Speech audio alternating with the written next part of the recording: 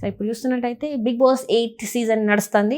So ఇందులో ఏంటంటే కొత్త బిగ్ బాస్ 8 కొత్తగా ఉండాలని చెప్పేసి కొత్తగా ప్రతిసారి లెక్క కాకుండా కొంచెం మార్పులు చేర్పులు అయితే చేసిండ్రు. కంటెస్టెంట్స్ కూడా అట్లనే ఉన్నారు.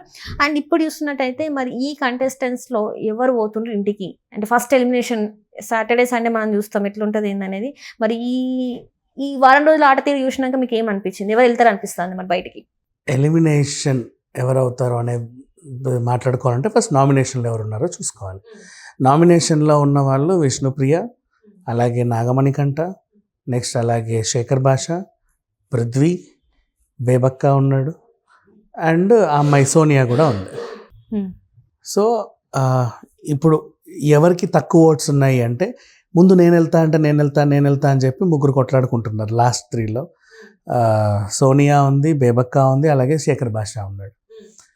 నెక్స్ట్ కొంచెం ఓట్స్ హైయెస్ట్లో పృథ్వీ ఉన్నాడు, ఆ తర్వాత నాగమణికంఠ ఉన్నాడు, ఆ తర్వాత హైయెస్ట్ ఓట్స్తో విష్ణుప్రియ ఉంది ప్రజెంట్. సో ఇకపోతే విష్ణుప్రియ అంటావు తనకి ఫ్యాన్ ఫాలోయింగ్ బాగానే ఉంది కాబట్టి తను నెట్టుకు వస్తుంది. ఆమె విన్నర్ అవుతే చూడాలని కూడా చాలామంది అనుకుంటున్నారు. నెక్స్ట్ ఆ తర్వాత నాగమణికంఠ నుంచి తర్వాత మాట్లాడుకుందాం.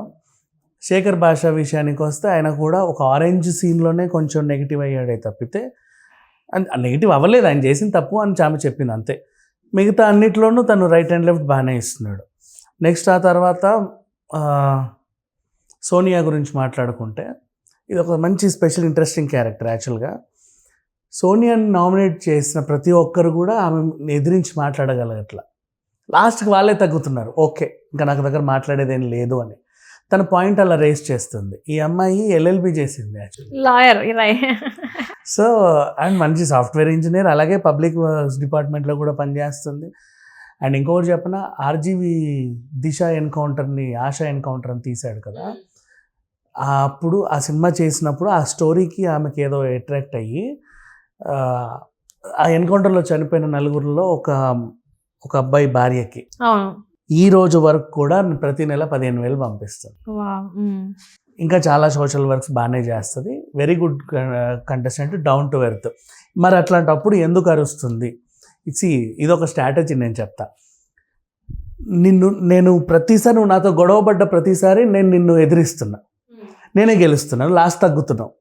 ఇప్పుడు ఈమె నామినేషన్లో ఉండదు. అమ్మో ఈమె నన్ను నామినేట్ చేయలేను, నామినేట్ చేయను. నేను నా నామినేషన్ సోనియాను ఫర్ ఎగ్జాంపుల్. నువ్వు గెలవగలవు ఆమె మీద, నువ్వు నామినేట్ అయితే చేయగలవు కానీ గెలవలేవు ఆమెతో. సో ఆ విధంగా ఏంటంటే అమ్మో ఈమెతో పెట్టుకొని కూడా వేస్టే అని చెప్పేసి రాను ఏమవుతా నామినేట్ చేయరు. ఆ స్ట్రాటజీతో కూడా గెలవచ్చుగా. నామినేషన్ లేకుంటే చాలు కదా, మనకు కావాల్సింది ఏంటి? సో ఈ ఒక్క వీక్లో కూడా నామినేషన్ లేకుండా డైరెక్ట్ లాస్ట్ వీక్కి వెళ్ళిపోతావు నువ్వు, అవునా? ఇప్పటిదాకా అట్లా జరిగినాయి కూడా మనకి గతంలో సీజన్లో చూసుకుంటే అట్లనే ఉన్నాయి కొన్ని. కానీ యాక్చువల్గా నామినేషన్లో ఉండి బయటపడుతున్న కొద్ది స్ట్రాంగ్ అవుతారు. కానీ అట్లా కాకుండా కూడా చాలా సార్లు అసలు నామినేషన్లోనే లేకుండా ఆట సందీప్ అయితే అసలు నామినేషన్ లేకుండా వచ్చాడు లాస్ట్ వరకు. ఫస్ట్ వీక్ నామినేట్ అయ్యాడు, వెళ్ళిపోయాడు. అట్లా కూడా ఎదురు చూస్తారు ఎప్పుడు పడతాడా వీళ్ళు నామినేషన్లో అని. సోనియా నామినేట్ చేయలేరు. సరే సోనియా పక్కన పెట్టేస్తే నెక్స్ట్ మళ్ళీ బేబక్క, ఈమె గురించి మాట్లాడుకుందాం. ఈమె యాక్చువల్గా చేసిన పని ఏంటంటే కుక్కర్ విషయంలో, కుక్కర్ గురించి ఇంత పెద్ద చర్చ జరిగింది బిగ్ బాస్లో. ఫస్ట్ టైం నా లైఫ్లో చూస్తున్నా. థ్యాంక్ గాడ్ ఏ కుక్కర్ స్పాన్సర్షిప్ చేయలేదు. ఇన్ కేసు ఏమైనా కుక్కర్ స్పాన్సర్షిప్ చేసి ఇప్పుడు బిగ్ బాస్ పరువు నష్టం దావా వేసేటోళ్ళు. మీకు స్పాన్సర్ చేసిన పాపానికి మా కుక్కరే వేస్ట్ అని చెప్పేసి మీరు అంతిదిగా 3 రోజులు ఊకదంపుడు చేస్తే ఎలా ఉంటుంది అంటే, బయట కూడా ఆ కుక్కర్ వద్దక్క మన బిగ్ బాస్ హౌస్లో చూడలా మాడిపోద్ది, ఇది తీసుకుందాం దా అంటారు కదా, ఆటోమేటిక్గా మార్కెట్ తగ్గిపోతుంది కదా, మార్కెట్ తగ్గుద్ది. అండ్ అసలు నువ్వు ఏ వంట అయినా సరే తొందరగా అవ్వడానికిగా కుక్కర్ నేర్చుకుంటాం, అవునా? పెడతావు 10 నిమిషాల్లో అయిపోద్ది. రైస్ అవ్వాలంటే 1-2 విజిల్స్, ఇంకో పప్పో గిప్పో అంటే 3-4 విజిల్స్, ఏ నాన్ వెజ్ తగలేస్తే 6-7 విజిల్స్, ఓ తలకాయ కూర వండితే 10 విజిల్స్. ఇట్లా మనకంటే ఒక క్యాలిక్యులేషన్ ఉంటుంది. సో అలా కుక్కర్ కొంటాం. అవి బయట అయితే 2-3 గంటలు పడేది, ఇక్కడ మనకి తక్కువ టైంలో 1 hour స్పెయిన్లో అయిపోతుంది. కొన్ని కుక్కర్ మూతలు ఎలా ఉంటాయి, పైనుంచి తగిలేసేవి ఉంటాయి, కొన్ని లోపల నుంచి దిగేసి ఇట్లా పైకి పెట్టేవి ఉంటాయి. నువ్వు లోపల దిగేసినా పైనుంచి పెట్టుకొచ్చినా సరే ఆ గ్రిప్ సరిగ్గా లేకపోతే విజిల్ రాదు. విజిల్ రాదేంటి నువ్వు విజిల్ వస్తే కానీ నేను స్టవ్ ఆఫ్ చేయను, నువ్వు ఎదురు చూస్తే మాడిచేస్తుంది. ఇది బేసిక్గా పోనీ నైనిక లాంటి చిన్నపిల్ల కంటే తెలియదంటే అని అనుకోవచ్చు. బేబక్కకి ఏమైంది? ఇంత పెద్ద గృహిణి ఆమె జీవితకాలంలో ఎన్ని కుక్కర్లు చూస్తుంటుంది, అవునా కదా? అన్ని కంపెనీలు వాడే ఉంటుంది కదా. మరి ఇలాంటప్పుడు ఆమె అన్నారు, నీకు ఇచ్చిన రెస్పాన్సిబిలిటీ నువ్వు తీసుకోలేదని చెప్పేసి అంటారు. సేమ్ సిట్యువేషన్ హేమ దగ్గర తీసుకున్న, కిచెన్లోనే గొడవ. అందరికి ఏదో చేద్దాం అనుకుంది, నెగిటివ్ అయింది, వెళ్ళిపోయింది. సేమ్ ఇక్కడ బేబక్క కూడా అందరికీ ఏదో పాపం మేము అందరినీ కడుపు మాడుద్దాం అనుకోవాలా. వాళ్ళకంటూ కొన్ని రీజన్స్ ఉన్నాయి. ఏంటది? ఇప్పుడు ఫర్ ఎగ్జాంపుల్ ఏదైనా మంచి ఎనర్జీ లెవెల్స్లో ఆడే ఆట ఒకటి ఉంటుంది. నేను ఇట్లా ఉంటా, ఎందుకురా ఇలా ఉన్నావు అంటే తినలేదు, ఎందుకు తినలేదంటే మాడింది, ఎందుకు మాడింది బేబక్క మాడింది.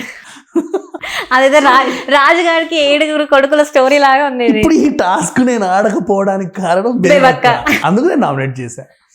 నెక్స్ట్ ఏమైంది అంటే, ఏం లేదు, బిగ్ బాస్ రాషన్ ఇవాళ ఇవ్వలేదు. ఎందుకు ఇవ్వలేదు?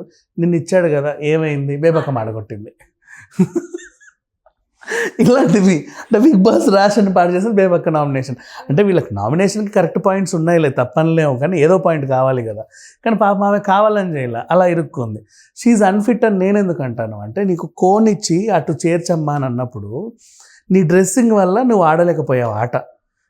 కొంచెం ఫ్రీ డ్రెస్ వేసుకుంటే నువ్వు గెలిచేదానివేమో ఆటలో. నీకు ఆ ప్లానింగ్ కూడా లేదు. నీకు కిచెన్ ప్లానింగ్ లేదు, హౌస్ ప్లానింగ్ లేదు, ఏ ప్లానింగ్ లేదు, గేమ్ ప్లానింగ్ లేదు. ఇంకెందుకు నువ్వు బిగ్ బాస్కి? So out. ఈ వీక్ బేబక్క హౌస్ నుంచి అవుట్. నాగమణికంఠ గురించి మాట్లాడుకుంటే, ఈ అబ్బాయి ఫేక్. ఆయన ఏం చెప్పాడు? కట్టే తెచ్చి తల్లిని కాల్చా అన్నాడు. చూసావా? వాళ్ళ అమ్మాయి అంత్యక్రియలు జరిపించింది ఆ సెకండ్ హస్బెండ్.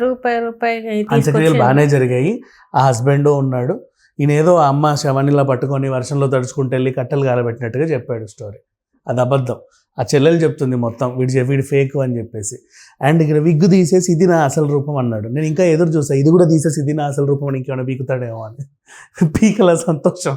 సీరియస్లీ నాకు అలాగే అనిపించింది ఆయన చూస్తే. అంటే నేను ఫేక్ గా ఉండలేను బిగ్ బాస్, నేను ఇట్లా ఉండలేను బిగ్ బాస్ అని చెప్పేసి దాన్ని ఫటఫట్ మళ్ళీ అందులో కూర్చొని కాన్ఫరెన్స్ రూమ్కి వచ్చి, నా చెల్లి నాకు మళ్ళీ కావాలి, నా బావ నాకు కావాలి, నా అత్తమామలు గౌరవించాలి, నా పిల్లం కావాలి, నా పిల్లలు కావాలి, అందరూ కావాలంటే బతుకు చెట్క బిగ్ బాస్కి ఎందుకు వచ్చావు నువ్వు? వీళ్ళందరూ కావాలంటే అక్కడికి వెళ్ళి కొట్లాడితే వస్తారు కదా, మరి ఇంకేంటి ప్రాబ్లం?